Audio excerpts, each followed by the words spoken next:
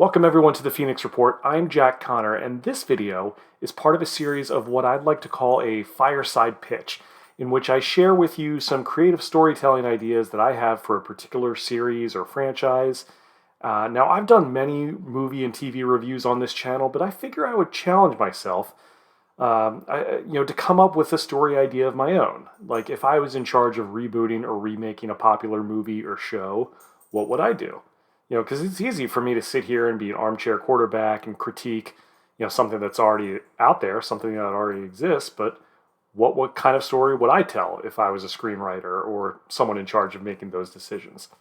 Well, we're about to find out. Now, for those of you who've been following my channel, you might be surprised at this particular topic, since mainly I've been focusing a little bit more on like superhero and comic book movies and things like that, but the truth is, I've been a fan of Disney my whole life, and I'm lucky enough to live very close to Walt Disney World in Orlando, where I've been residing here for almost a decade now. My wife is certainly a massive Disney fan, and our two daughters have been raised on it as well. Now, obviously, Disney is known for several iconic characters and franchises, both original and acquired, but as Walt Disney himself once said, I only hope that we don't lose sight of one thing, that it was all started by a mouse. And that's who I'm here to talk about. One of the most iconic and recognizable fictional characters of all time. I was always a huge fan of Mickey and all the classic Disney characters for as long as I can remember. I also grew up in the late 80s and in the 90s, and I remember watching, growing up on cartoon shows like DuckTales, Chip and Dale Rescue Rangers, Darkwing Duck, Goof Troop, Tailspin, Quack Pack. Even later on, you had House of Mouse, you had a Goofy movie, you had an extremely Goofy movie, things like that. And I always thought it was interesting how some of these shows were able to take those classic Disney characters and present them in a format that had, it was not only just, comedy, but it also had a little bit of action adventure and a little bit of drama here and there. And it was mainly aimed at children, of course, but not necessarily limited to like preschool age kids either. And these shows were, as I recall, they were a pretty big hit with both boys and girls, mainly ages like 6 to 12 on average. And I liked those shows and movies a lot growing up. But I was always curious why Mickey didn't really seem to get the same treatment. Now that I'm an adult, I realize that we still haven't really seen that particular side of Mickey and his pals in a while. I think the closest we got was the recent DuckTales reboot that started in 2017, which I thought was really good. I've seen a few episodes of that. There have also been some video games over the years, like Epic Mickey and Kingdom Hearts, that had more of an action adventure feel to them, and I thought those were kind of cool as well. But in terms of like TV and movies, we haven't really seen that. Don't get me wrong. I'm the father of two little girls, and I love what Disney Junior has done with Mickey Mouse Clubhouse and all the other iterations that have followed that. I've even liked the. I know over the last 10 years you've had the Mickey Mouse cartoon shorts that sort of, I forget the name of the animator who does that, but they sort of evoke that classic animation style and characterization of some of the early shorts from the 30s and 40s. Obviously, and that's what made Mickey and his friends famous. But I always had some ideas in my head about what I would do if I were ever asked to come up with a Mickey Mouse movie or series of films. And I feel like there might be a lot of potential there for telling, a feel-good story with a little bit of drama and action adventure, something that could entertain the whole family while still staying true to who the character is. Now, Mickey Mouse, of course, has had a long history and has appeared in several media for almost a century now. He was created by Walt Disney and a partner of his, a fellow animator named Ub Iwerks. I don't know if I'm pronouncing that right. But Mickey famously made his debut in the short film Steamboat Willie in 1928, which was one of the first ever cartoons with sound. Now, over the years, Mickey has been in everything from comic strips to comic books, TV, film, video games, you name it, like the ones I mentioned. And as you can imagine, being the symbol of one of the largest corporations in the world, you can imagine that Disney would be very protective of how they would want that character to be adapted, how they'd want him to be used. Totally understandable. So, with all that in mind, if I were going to make an animated Disney movie about Mickey Mouse, I think that it could be a good idea to tell his origin story. And I feel like the best way to do that would be to take inspiration from the life of Walt Disney himself. Take a look at how he got started. Now, Walt Disney grew up in a small town called Marceline, Missouri, and he developed an interest in art at an early age. Now, eventually, in the early 1920s, when Walt was in his 20s, he moved to California and set up his own studio with his brother Roy. Now, before he created Mickey Mouse, Walt had worked as a cartoonist, but he also had aspirations to be a film director. And it certainly took him a few years to achieve the kind of success that he was known for, and it wasn't always an easy path. You could certainly tell a story like that about a character like Mickey, who's often being depicted as, sort of the ultimate underdog with, that plucky, can-do spirit and doesn't give up on himself. And to me, it makes all the sense in the world to take some inspiration from Walt's early life and tell a story about Mickey. Obviously, Mickey was very much what they call a self-insert, you could say, about Walt Disney. He very much identified with the character, and that, the two are synonymous, obviously. Yeah, you could totally write a story about like a young Mickey Mouse moving from like a small town, or the small town he grew up with, the small town he grew up in, I should say, and maybe trying to make it in the big city as an artist or as a performer. Could that be? You could call that big city that could be Hollywood. That could be one of many other cities. Within the Mickey Mouse universe that's in the cartoons and the comic books over the years. Now, maybe along the way to achieving his dream, you could see Mickey working a variety of odd jobs to stay afloat, to varying degrees of success. Maybe one of these jobs could be at maybe a pet store or an animal shelter, where he befriends and eventually adopts a puppy named Pluto. I thought of that because I actually read my girls.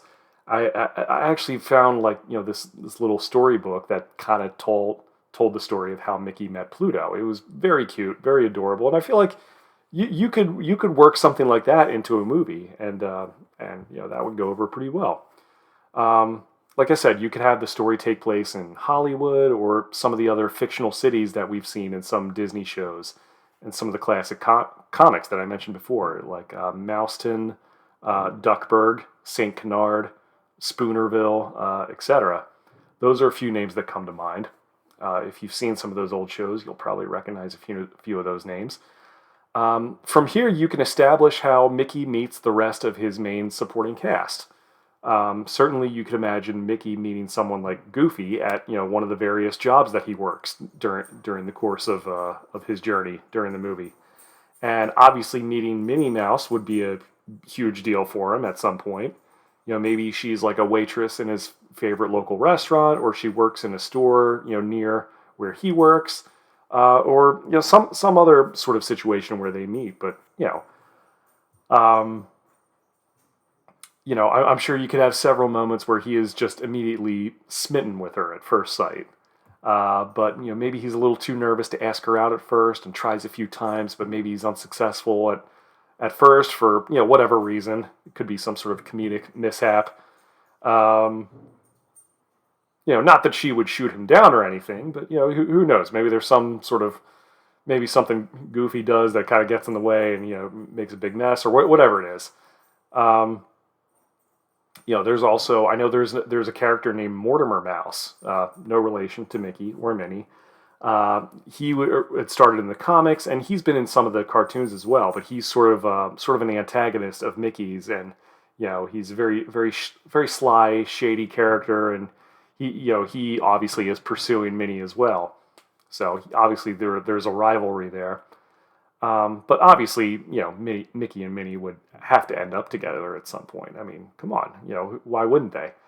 From there, you can introduce Minnie's roommate and best friend, Daisy Duck.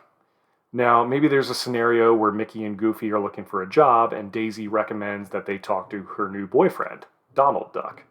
Now, Donald, having recently been discharged from the Navy, works on a local steam freighter, but his boss, Pete, who isn't a isn't necessarily a full-on villain in this story, but he's not exactly the easiest person to work for either. I imagine you could have like Minnie and Daisy introduce Mickey and Goofy to Donald, who would help them get hired aboard that steamship. From there, the three of them could get into all kinds of, wacky entanglements and adventures with maybe a few references to Steamboat Willie here and there. Interesting side note that Goofy and Donald at this point in the story would probably have a very interesting character trait in common. Essentially, they are both single fathers. Now, in the series Goof Troop during the 90s and then a Goofy movie, they revealed that Goofy is a widower, and he is raising his young son, Max. Meanwhile, Donald is raising his 3 young nephews, Huey, Dewey, and Louie. Now, we got a little bit more of their backstory in the 2017 DuckTales reboot. They did a really good job with that, I thought. They revealed that their mom was Della Duck, who's Donald's twin sister. And she went missing while she and Donald were on, one of their various adventures with their uncle, the billionaire Scrooge McDuck. Now, Donald blamed Scrooge for Della's disappearance, and that caused a big falling out between the two of them. So there's a lot to unpack there, drama, wise. You could sort of you could probably do a lot with that premise. I'm not sure who the main antagonist or villain of the story would be, though. I mentioned Pete earlier, but I feel like his character works best, in my opinion, as like more of a comedic foil than like an actual villain. Like when I was a kid, the show Goof Troop, that depicted Pete and Goofy as being neighbors, with their 2 sons, Max and PJ, being best friends. Now, Pete isn't always exactly the best friend a guy could have, and no doubt he probably finds Goofy to be annoying, but Goofy, of course, is oblivious to all this and considers Pete to be a buddy of his. I could see some sort of relationship like that developing during the course of this movie, but I could also see Mickey being a little bit annoyed at Pete's personality and the two of them not getting along at first. Still, though, I don't know if I would have Pete be like a full-on villain who kidnaps Minnie or anything like that. That'd be a little too far, I think. But and then I mentioned Mortimer Mouse earlier. He's a rival of Mickey's. He's definitely sneaky. He's definitely underhanded. But I don't know if he would be the main antagonist either. I think it might make sense to go with an original character. Because I think in this story, Mickey would move to the city from his hometown because he wants to make it as an artist or an entertainer or a performer. So you could see how he'd come into conflict with people along the way, ranging from horrible bosses to like corrupt studio executives or predatory, managers or promoters. And, you could use characters like Pete and Mortimer Mouse to kind of fill those roles along the way. And there's another character from DuckTales I found out about. His name is Flintheart Glomgold, who's he's a duck who's a billionaire and sort of the main rival of Scrooge McDuck in DuckTales. Maybe he owns like like a rival film studio or something that Mickey is trying to get some sort of job with. But maybe whoever this original character is could be someone who pretends to be an ally to Mickey and his friends, only to be revealed as the alter ego of the Phantom Blot. Let me pull up a picture of this guy. Yeah. So that's what this character looks like. Phantom Blot. I don't know a lot about this character yet, but he's as you can see, he has this like full length outfit on. He's very mysterious. Sort of has a it's like this like he looks like a giant blot of ink, hence the name. But yeah, obviously he's very very mysterious guy. Yeah, and from what I understand, he's this criminal mastermind he's appeared in a variety of different media over the years. He's a master of disguise. Very evil, very driven. So obviously, I think he would be the perfect villain for an action adventure movie, and I think there's a lot you could do with that. Eventually, the story would have to end with, I guess, Mickey eventually getting his big break in show business. Maybe thanks in part to some assistance from Scrooge McDuck after he and Donald reconcile. You could kind of close up that narrative thread as well. So that was the idea I had for what like a Mickey Mouse movie could be. But if you wanted to keep the story going with some sequels, you could tell a lot of different types of stories. For example, in the 1940 movie Fantasia, Mickey is famously depicted as the sorcerer's apprentice. That's one of the most iconic Mickey outfits, and where he has the sorcerer's hat and the red cloak, and the sorcerer in question. I learned this. I didn't even know this until recently. The sorcerer was named Yen Sid, which is Disney spelled backwards.